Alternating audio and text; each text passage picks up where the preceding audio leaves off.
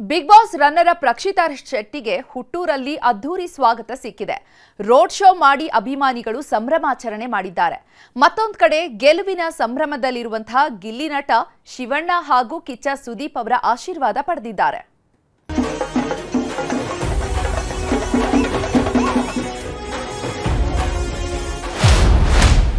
ಉಡುಪಿಯಲ್ಲಿ ಪಟಾಕಿ ಪೋರಿ ಹವಾ,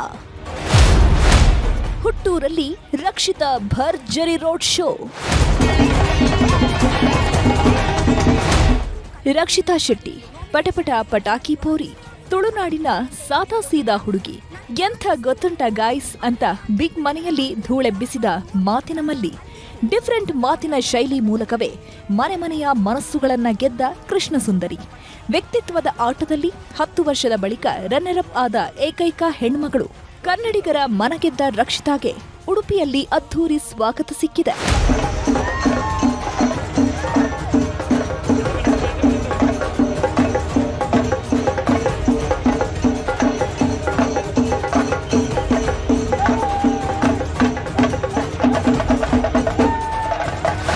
ಬಿಗ್ ಬಾಸ್ ಮನೆಗೆ 4ನೇ ಸ್ಪರ್ಧಿಯಾಗಿ ಕಾಲಿಟ್ಟಿದ್ದ ರಕ್ಷಿತಾ ಶೆಟ್ಟಿ ಮೂಲತಃ ಮಂಗಳೂರಿನವರು. ರಕ್ಷಿತಾ ಶೆಟ್ಟಿ ಹುಟ್ಟಿದ್ದು ಮಂಗಳೂರಿನ ಪಡುಬಿದ್ರೆಯಲ್ಲಿ, ಬೆಳೆದಿದ್ದೆಲ್ಲ ಮುಂಬೈನಲ್ಲಿ. ಹೀಗಾಗಿ ರಕ್ಷಿತಾ ಶೆಟ್ಟಿಗೆ ಕನ್ನಡ ಸರಿಯಾಗಿ ಬರ್ತಾ ಇರಲಿಲ್ಲ. ಕನ್ನಡ ಸರಿಯಾಗಿ ಬರದಿದ್ರು ಕನ್ನಡದಲ್ಲೂ ವ್ಲಾಗ್ಸ್ ಮಾಡ್ತಿದ್ರು. ವ್ಲಾಗ್ಸ್ ಮೂಲಕ ಸೋಷಿಯಲ್ ಮೀಡಿಯಾದಲ್ಲಿ ಹವಾ ಎಬ್ಬಿಸಿ ಬಿಗ್ ಬಾಸ್ ಮನೆಗೆ ಎಂಟ್ರಿ ಕೊಟ್ಟಿದ್ರು. ಬಿಗ್ ಮನೆಗೆ ಎಂಟ್ರಿ ಕೊಟ್ಟಿದ್ದು ಕರ್ನಾಟಕದ ಮೂಲೆ ಮೂಲೆಯಲ್ಲೂ ಹವಾ ಕ್ರಿಯೇಟ್ ಮಾಡಿದ್ರು. ಅವರು ಕಲಪೆಗೆ ಯೂಸ್ ಮಾಡಿದ್ರು, ನಾಮಿನೇಷನ್ಗೆ ಯೂಸ್ ಮಾಡಿದ್ರು, ಹಂಗೇನೆ ಆಗುದು. ರಕ್ಷಿತಾ ಮೇಲಂತೂ ಒಂದು ಚೂರು ಕಂಪ್ಲೇಂಟ್ ಇಲ್ಲ. ಯಾರಿಲ್ಲ ಅಂದ್ರೂ ಅಡಿಗೆ ಮಾಡ್ತಾ ಇರ್ತಾರೆ. ರಾಶಿಕಾ ಅಡಿಗೆ ಮಾಡ್ಬೇಕು, ಮಾಡಲ್ಲ ಅಂತ ಮನೆ ಕೆಲಸಗಳು ಅಂತ ಅನ್ಕೊಂತ. ಬಿಗ್ ಮನೆಯಲ್ಲೇ ಒಂಟಿಯಾಗಿಯೇ ಹೋರಾಡಿದ್ದ ರಕ್ಷಿತಾ ಎದುರಾಳಿಗಳನ್ನ ಮಾತಲ್ಲೇ ಮಣ್ಣು ಮುಕ್ಕಿಸಿದ್ರು. ಮುಗ್ಧರಿಗೆ ನಾನು ಮುಗ್ಧೆ, ರಾಕ್ಷಸಿಗೆ ನಾನು ರಾಕ್ಷಸಿಯೇ ಆಗ್ತೇನೆ ಅಂತ ಕೌಂಟರ್ ಕೊಟ್ಟಿದ್ರು. ಅಲ್ಲದೆ 2 ಬಾರಿ ಸೀಕ್ರೆಟ್ ರೂಮ್ಗೆ ಎಂಟ್ರಿ ಕೊಟ್ಟಿದ್ರು ರಕ್ಷಿತಾ. ಕೊನೆಗೆ ಘಟಾನುಘಟಿ ಸ್ಪರ್ಧಿಗಳನ್ನ ಹಿಂದಿಕ್ಕಿ ಮನಗೆದ್ದು ರನ್ನರ್ ಅಪ್ ಪಟ್ಟ ಕಟ್ಕೊಂಡಿದ್ದಾರೆ.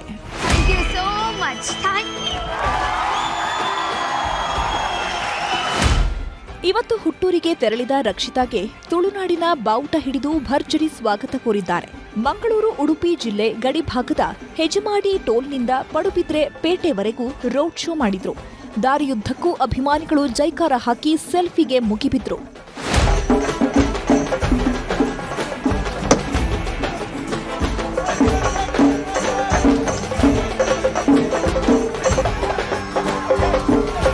ಮೆರವಣಿಗೆ ವೇಳೆ ಮಹಿಳೆ ಒಬ್ಬರು ರಕ್ಷಿತಾಗೆ ಬಂಗುಡೆ ಮೀನು ಗಿಫ್ಟ್ ಕೊಟ್ರು. ಅದೇ ಮೀನು ಹಿಡ್ಕೊಂಡು ರಕ್ಷಿತಾ ಭರ್ಜರಿ ಡಾನ್ಸ್ ಮಾಡಿದ್ದಾರೆ.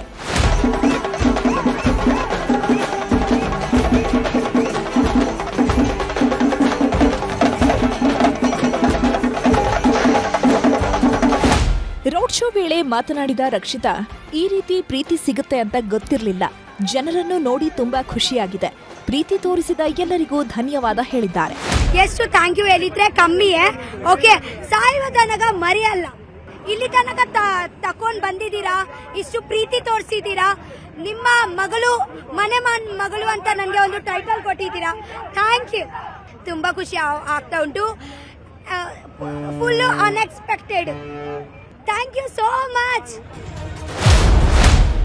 ಶಿವಣ್ಣ ಸುದೀಪ್ ಭೇಟಿಯಾದ ಬಳ್ಳಾರ್ ಗಿಲ್ಲಿ. ಬಿಗ್ ಬಾಸ್ ಮನೆಯ ಕಿಂಗ್ ಅಂದ್ರೆ ಅದು ಗಿಲ್ಲಿ ನಟ. ಕಾಮಿಡಿ ಮೂಲಕವೇ ಎದುರಾಳಿಗೆ ಪಂಚ್ ಕೊಟ್ಟು ನಡುಕ ಹುಟ್ಟಿಸಿದ ಪಂಟರ್. ದಾಖಲೆ ಮತಗಳನ್ನ ಪಡೆದು ಸೀಸನ್ 12ರ ಟ್ರೋಫಿಗೆ ಮುತ್ತಿಕ್ಕಿದ್ದಾರೆ.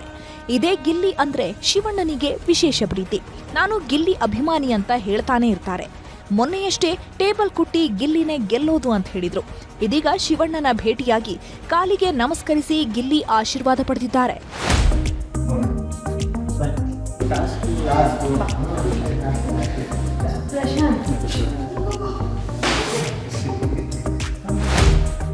ಮತ್ತೊಂದು ಕಡೆ ಗಿಲ್ಲಿ ಆಟಕ್ಕೆ ಕಿಚ್ಚ ಸುದೀಪ್ ಕೂಡ ಮನಸೋತು 10 ಲಕ್ಷ ಕೊಟ್ಟಿದ್ರು.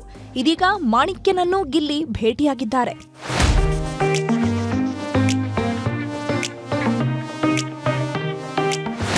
ಒಟ್ಟಾರೆ ಗಿಲ್ಲಿ ರಕ್ಷಿತಾ ಶೆಟ್ಟಿ ವ್ಯಕ್ತಿತ್ವದ ಆಟಕ್ಕೆ ಕನ್ನಡಿಗರು ಹರಸಿ ಹಾರೈಸಿದ್ದಾರೆ.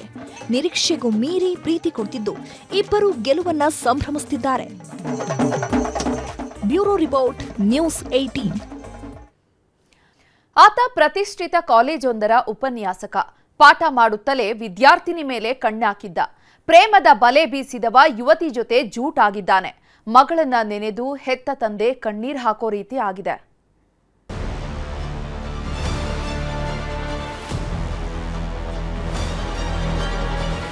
ಗುರುಗಳು ಅಂದ್ರೆ ಜ್ಞಾನ ಎರೆಯೋ ದೇವರು ಅಂತಾರೆ. ಅಡ್ಡದಾರಿ ಹಿಡಿದ ವಿದ್ಯಾರ್ಥಿಗಳನ್ನ ತಿದ್ದಿ ಬುದ್ಧಿ ಹೇಳ್ತಾರೆ.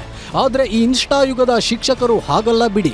ಜ್ಞಾನ ದೇಗುಲದಲ್ಲೇ ಪ್ರೇಮಲೋಕ ಸೃಷ್ಟಿಸುತ್ತಿದ್ದಾರೆ. ಪ್ರೀತಿಯ ಪಾಠ ಹೇಳಿ ವಿದ್ಯಾರ್ಥಿನಿಯರನ್ನೇ ಹಾರಿಸಿಕೊಂಡು ಹೋಗ್ತಿದ್ದಾರೆ. ಚಿಕ್ಕೋಡಿಯಲ್ಲಿ ಉಪನ್ಯಾಸಕನ ವಿರುದ್ಧ ಇಂತಹದ್ದೇ ಒಂದು ಆರೋಪ ಕೇಳಿ ಬಂದಿದೆ.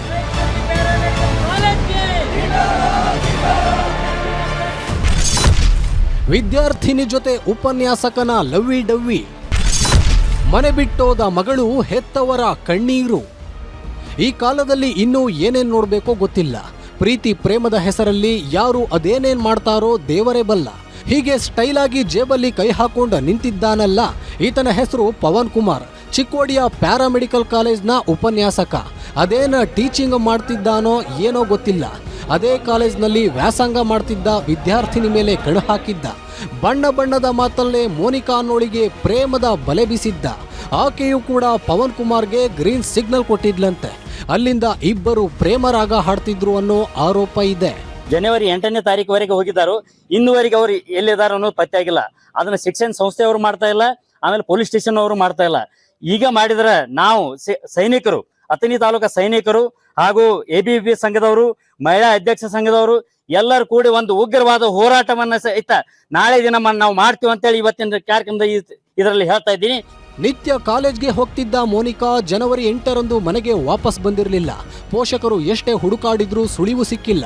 ಹೀಗಾಗಿ ನಮ್ಮ ಮಗಳು ಕಾಣೆಯಾಗಿದ್ದಾಳೆ ಅಂತ ಅಥಣಿ ಠಾಣೆಗೆ ದೂರು ಕೊಟ್ಟಿದ್ದಾರೆ.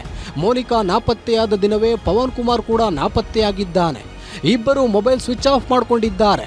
ಮಗಳು ಕಾಣೆಯಾಗಿ 10 ದಿನವಾದರೂ ಇನ್ನೂ ಪತ್ತೆಯಾಗಿಲ್ಲ. ನನ್ನ ಮಗಳನ್ನ ಹುಡುಕಿ ಕೊಡಿ ಅಂತ ಮೋನಿಕಾ ತಂದೆ ಕಣ್ಣೀರು ಹಾಕಿದ್ದಾರೆ. ಇಲ್ಲಿ ಹಾಕಿದ್ರೆ ನಾವು 8ನೇ ತಾರೀಕು ದಿನ ಹಾಕಿ ಸಾಲಿಗೆ ಕಳಿಸಿದ್ರಿ. ಆದ್ರೆ ಅವರು 8ನೇ ತಾರೀಕು ಸಂಜೆಗೆ ಮನೆಗೆ ಹೊಳ್ಳಿ ಬಂದಿಲ್ರಿ. ನಾವು ಇಲ್ಲಿ ಕಾಂಟ್ಯಾಕ್ಟ್ ಮಾಡಿದ್ವಿ. ಇಲ್ಲಿ ಮಾಸ್ತರ ನಮಗೆ ಇದೈತ್ರಿ, ಅವ್ರ ಮಾಸ್ತರ ಇಲ್ಲಿಂದ ಓದಾರ ಅನ್ನಂಗ ನಮ್ಗೆ ಡೌಟ್ ಐತ್ರಿ. ಅವ್ರ ಓದಾರ ಅನ್ನೋದು ನಮಗೆ ಕನ್ಫರ್ಮ್ ಐತ್ರಿ. FR ಮಾಡೀವ್ರಿ. ಆದ್ರೆ ಅವರು ಇನ್ನೂ ನಮಗೆ ಏನು ಅವ್ರು ಇವತ್ತು ಬರ್ರಿ ನಾಳೆ ಬರ್ರಿ ಅಂತ ಹಿಂಗೆ ಹೇಳಕತ್ತಾರ್ರಿ. ಅವರು ನಮಗೆ ಏನು ತಿಳಿಸಿಲ್ರಿ. ಸದ್ಯ ಪ್ರಕರಣ ದಾಖಲಿಸಿಕೊಂಡ ಅಥಣಿ ಪೊಲೀಸರು ವಿದ್ಯಾರ್ಥಿನಿಗಾಗಿ ಹುಡುಕಾಟ ನಡೆಸಿದ್ದಾರೆ. ಉಪನ್ಯಾಸಕನ ವಿರುದ್ಧವೇ ಪೋಷಕರು ಬೊಟ್ಟು ಮಾಡಿದ್ದು, ತನಿಖೆ ಬಳಿಕವೇ ಪ್ರೇಮ ಕಹಾನಿ ರಹಸ್ಯ ಗೊತ್ತಾಗಲಿದೆ. ಲೋಹಿತ್ ಶಿರೋಳ, ನ್ಯೂಸ್ 18, ಚಿಕ್ಕೋಡಿ. ಐತಿಹಾಸಿಕ ಗ್ರಾಮ ಲಕ್ಕುಂಡಿಯಲ್ಲಿ ಬಗೆದಷ್ಟು ವಿಸ್ಮಯ ಬಯಲಾಗ್ತಿದೆ. ಉತ್ಖನನದ ವೇಳೆ ಮತ್ತೊಂದು ನಾಗರಕಲ್ಲು ಪತ್ತೆಯಾಗಿದೆ. ಈ ಮಧ್ಯೆ ನಿಧಿ ಸಿಕ್ಕ ಜಾಗ ಫುಲ್ ಫೇಮಸ್ ಆಗಿದೆ.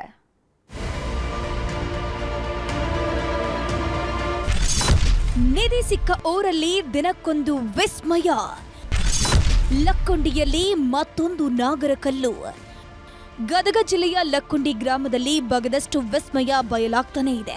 ನಿಧಿ ಸಿಕ್ಕಿದ್ದೇ ಸಿಕ್ಕಿದ್ದು. ಒಂದೊಂದೇ ಅಚ್ಚರಿಯ ಸಂಗತಿಗಳು ಗೋಚರವಾಗ್ತಿದೆ.